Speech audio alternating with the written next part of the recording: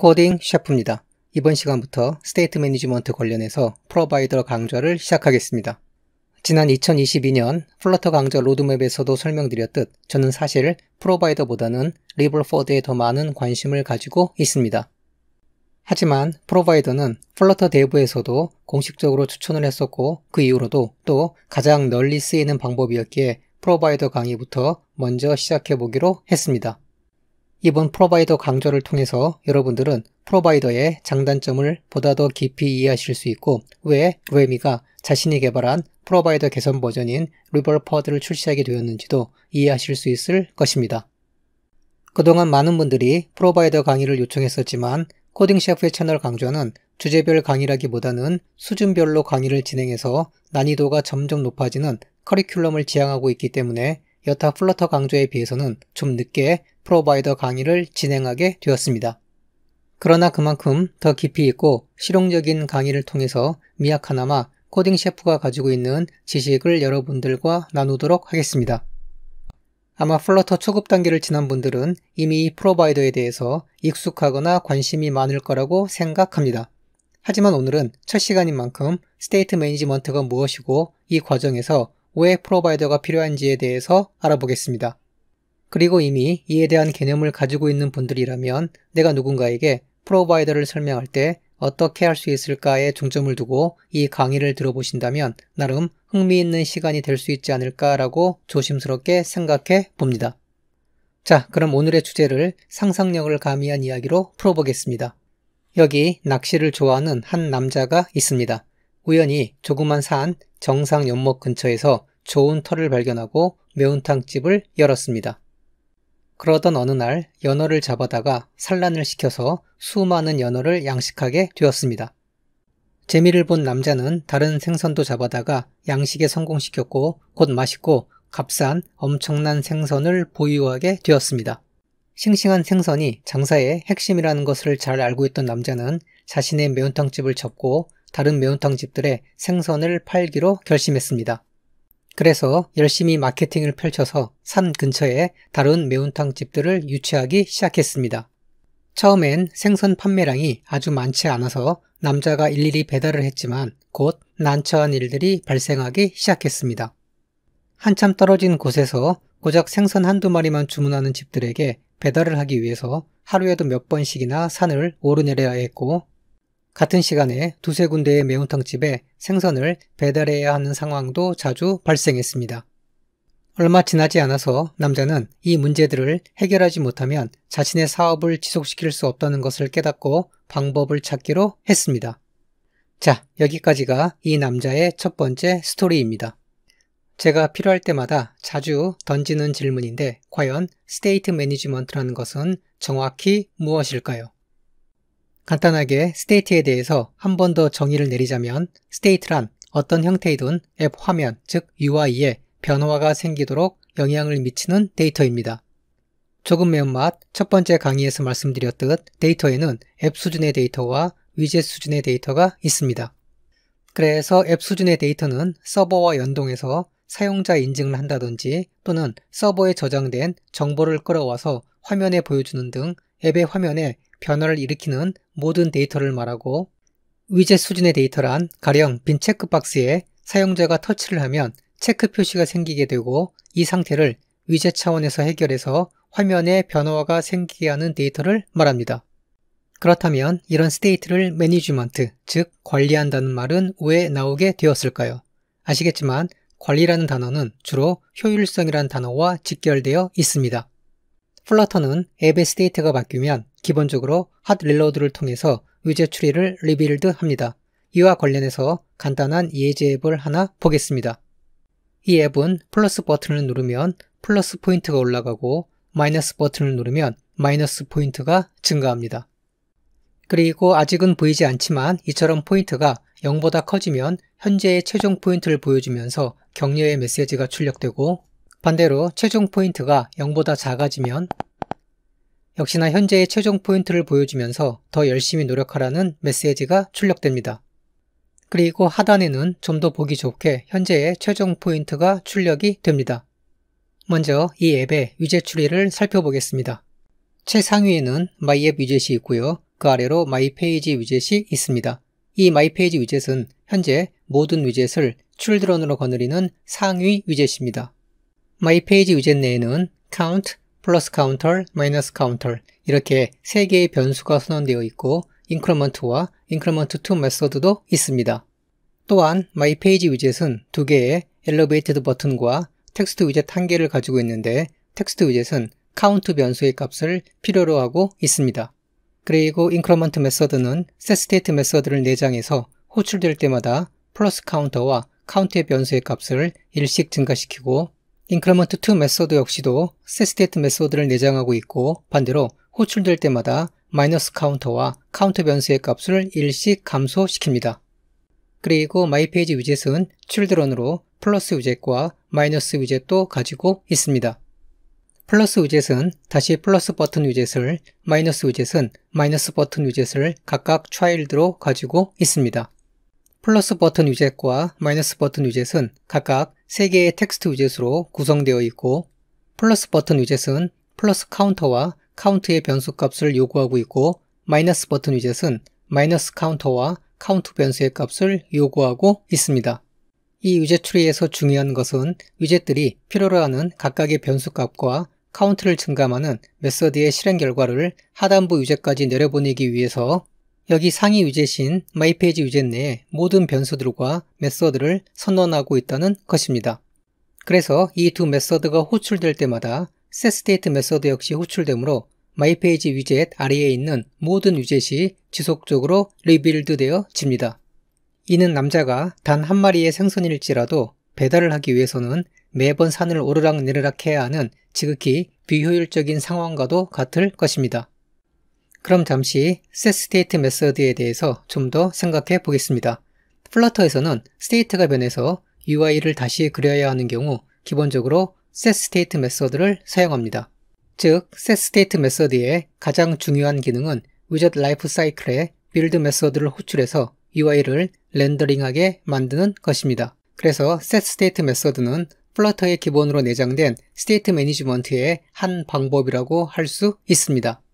사실 이는 변화된 스테이트를 UI에 반영하는 가장 확실하고 간단한 방법이긴 합니다. 그런데 다시 앱의 트리 구조를 보면 여기 텍스트 위젯이나 플러스, 마이너스 위젯은 굳이 다시 렌더링을 할 필요가 없습니다.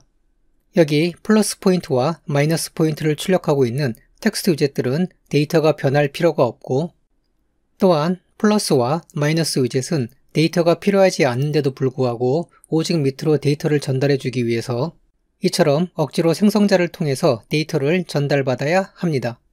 만약 위젯 트리의 depth, 즉 myPage 위젯 밑으로 이처럼 현재보다 훨씬 더 많은 위젯 트리가 존재하고 여기 최하단부 텍스트 위젯 한 곳에 변형된 카운트 변수 값에 state를 반영하기 위해서 setState 메서드가 호출되고 이를 통해서 모든 위젯들이 리빌드 되어져야 한다면 이는 상당히 비효율적이며 앱의 퍼포먼스에도 큰 영향을 미치게 될 것입니다.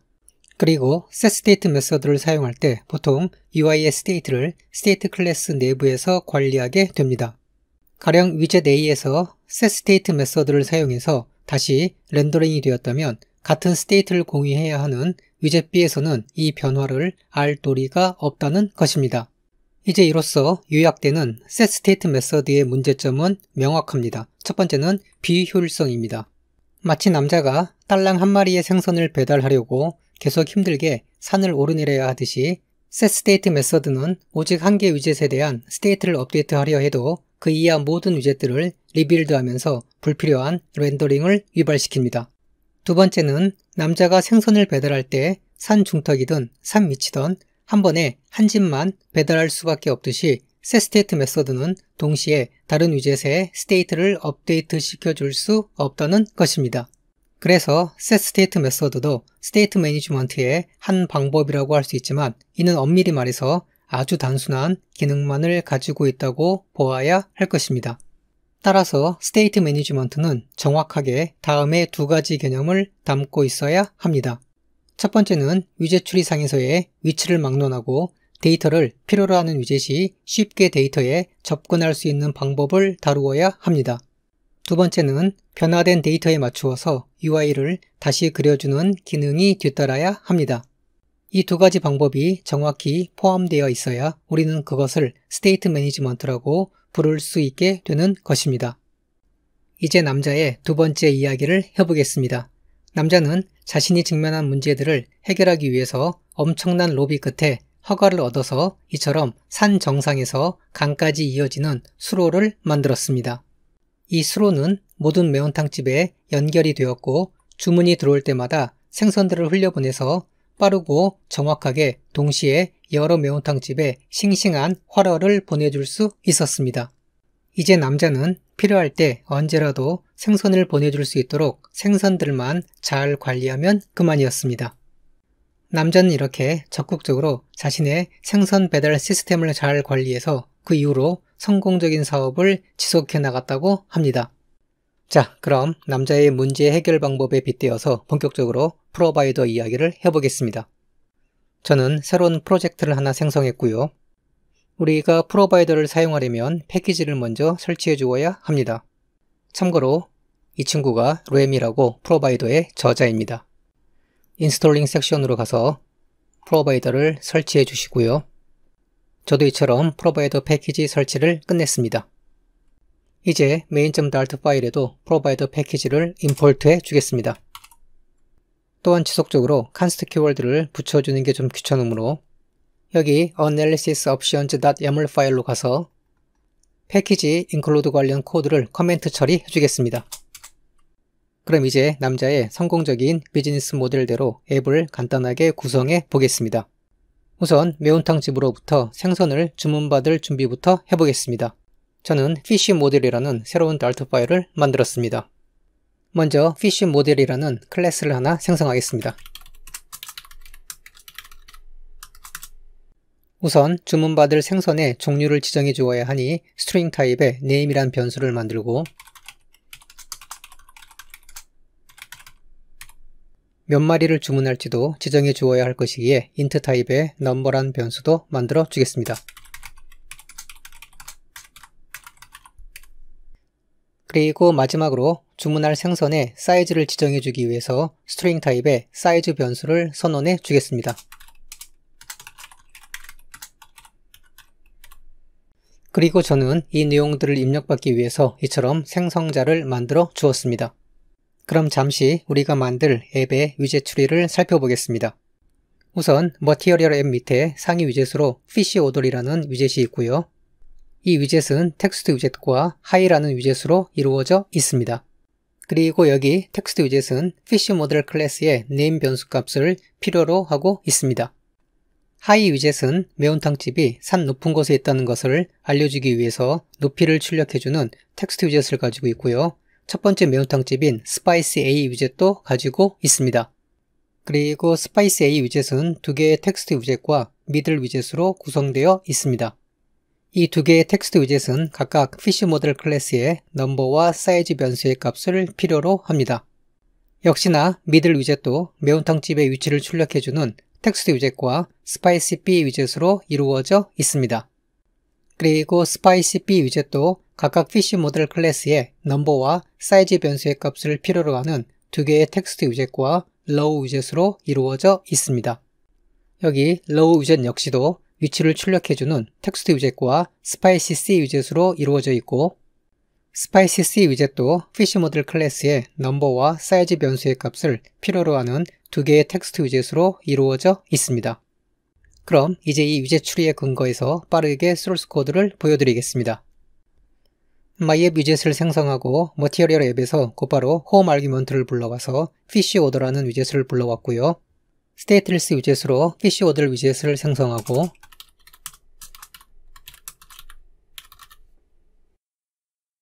스캐폴드 위젯 내에서 앱바를 만들고 body 아규먼트에서 센트럴 위젯을 불러와서 child로 컬럼 위젯을 불러오겠습니다.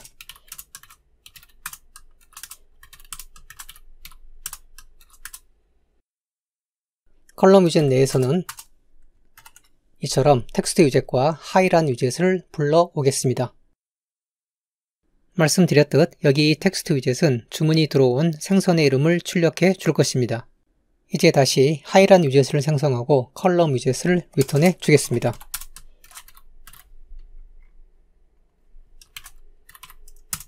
컬럼 위젯 내에서는 위치를 출력해주기 위한 텍스트 위젯과 SpiceA라는 매운탕집, 즉 위젯을 불러오겠습니다. 이제 SpiceA 위젯을 생성하고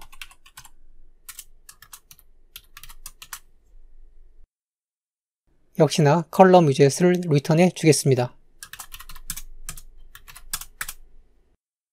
위젯 추리에서 설명드린 대로 SpiceA 위젯은 두 개의 텍스트 위젯과 미들 위젯으로 구성되어 있습니다. 그래서 여기 첫 번째 텍스트 위젯은 주문한 생선의 개수를 출력해 줄 것이고 두 번째 텍스트 위젯은 주문한 생선의 사이즈를 출력해 줄 것입니다. 이제 그 밑으로 미들 위젯과 로우 위젯 구성은 똑같습니다. 미들 위젯은 텍스트 위젯과 스파이시 B 위젯으로 구성되어 있고 스파이시 B 위젯은 역시나 두 개의 텍스트 위젯과 로우 위젯으로 구성되어 있습니다. 텍스트 위젯도 똑같이 생선의 개수와 사이즈를 출력해주고 있습니다. 그리고 이처럼 로우 위젯도 마찬가지입니다. 자, 이제 남자가 비효율성과 문제점들을 해결하기 위해서 수로를 설치했듯 우리도 프로바이더를 사용해야 하는데 어떻게 사용해야 할까요?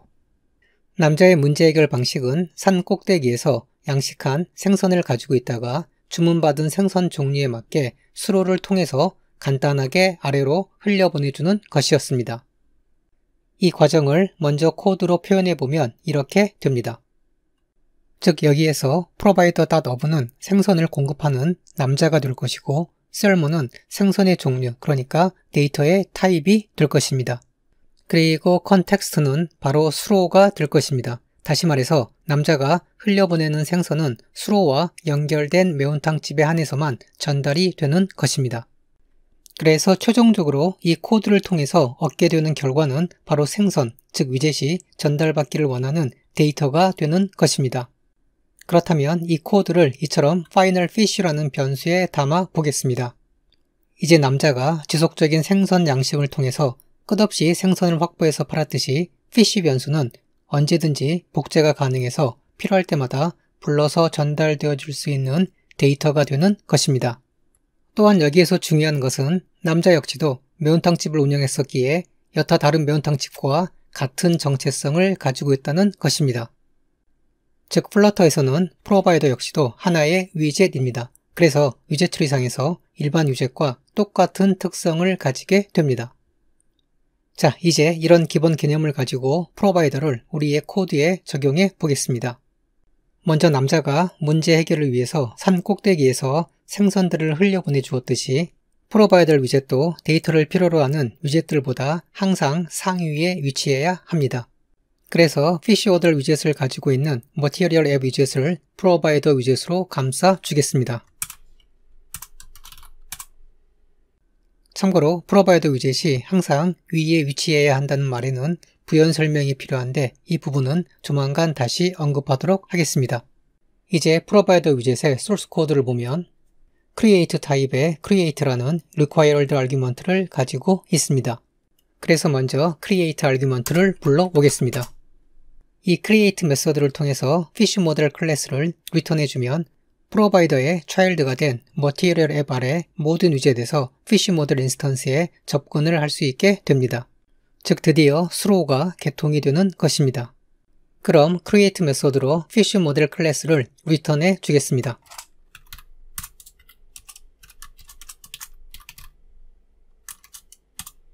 생성자의 name엔 salmon,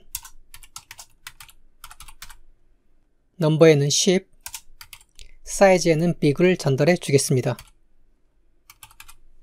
이제 남자처럼 생선, 즉 데이터를 밑으로 흘려보낼 준비가 되었으니 실제적으로 데이터를 원하는 위젯에 한 번에 전달해 주겠습니다.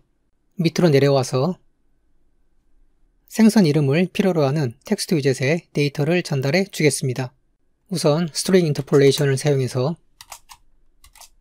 조금 전에 설명드린 대로 provider.of fish model 그리고 컨텍스트를 전달해 주겠습니다. 이제 이렇게 되면 곧바로 피쉬 모델 인스턴스에 접근을 할 수 있게 되고요. 뒤에 점을 찍어보면 이처럼 곧바로 원하는 데이터를 가져올 수 있습니다. 그리고 프로바이더 뒤에 of 메소드는 몇 번 설명을 드렸습니다. of 메소드는 주어진 컨텍스트를 거슬러 올라가면서 가장 가까이에 있는 원하는 타입의 인스턴스를 찾아서 반환하라는 의미입니다. 그리고 마찬가지로 spicy abc 위젯은 각각 넘버와 사이즈 변수의 값을 필요로 하므로 똑같이 전달을 해주겠습니다. 우선 spicy a 위젯으로 가서 넘버와 사이즈의 값을 각각 전달해 주겠습니다.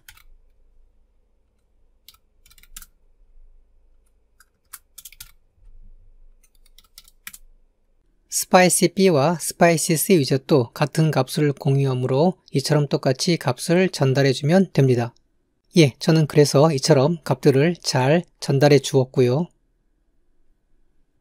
이제 결과를 확인해 보겠습니다. 예, 일단은 우리가 원하는 값들이 잘 출력이 되고 있습니다. 만약 프로바이더를 사용하지 않았다면 상위 위젯인 fish other 위젯부터 계속 생성자를 통해서 순차적으로 하위 위젯들에게 데이터, 즉 fish 모델 인스턴스를 전달해야 했을 것입니다. 자, 우리는 프로바이더를 통해서 스테이트 매니지먼트의 첫 번째 조건인 데이터를 필요로 하는 위젯이 쉽게 데이터에 접근할 수 있는 기본적인 방법을 알아보았습니다. 그런데 아직 두 번째 조건인 변화된 데이터에 맞추어서 UI를 그려줄 수 있는 기능에 대해서는 살펴보지 않았습니다. 이 부분은 계속해서 다음 강의에서 알아보도록 하겠습니다. 오늘 강의는 여기까지입니다. 고생하셨고요. 그럼 다음 시간에 뵙겠습니다. 감사합니다.